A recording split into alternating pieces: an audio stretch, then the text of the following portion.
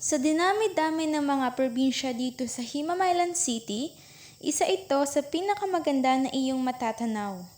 Ang mga higanting manggang ito ay may lawak na mahigit 5 hectares. Malaki rin ang maitutulong ng mga ito sa pangkabuhayan ng mga naninirahan dito.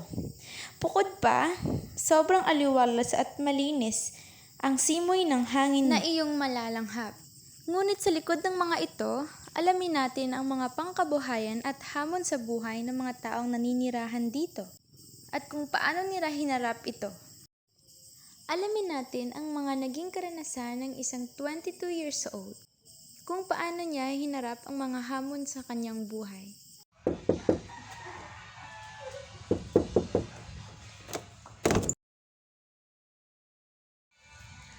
Magandang umaga po. Tatanong ko po, ano po mga hanap buhay niyo dito? Nang nag-arado, nag-ilamon, nag-agra sa mga tamnan. Ano po mga naging problema sa inyong hanap buhay?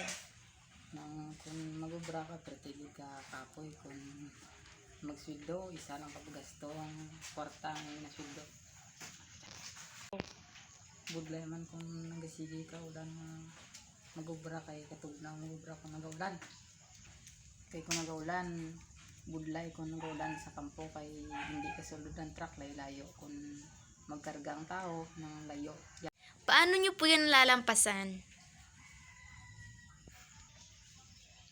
Nagabuligay lang tao pag ginagwanta lang kung mag-ubra biskan kapoy. Alamin rin natin ang naging kwento ng isang estudyante sa kanyang pamumuhay dito. Ma'am, Ako po si Nicole. nagtatrabaho ka ba? Wala po. Pero ako ay nag-aaral grade 7. Anong mga naging hamon sa iyo sa buhay bilang isang estudyante? Bilang isang estudyante, mahina po dito ang internet connection. Mahirap po mag-access. Po ako nakapag-research dahil mahina po dito yung internet, lalo na po kapag gabi. Tuwing umaga po, pupunta po ako sa eskwelahan. At hirap po kasi bumabaha ang daan. Ano mo ito nalalagpasan? Hindi po madali pero kaya po.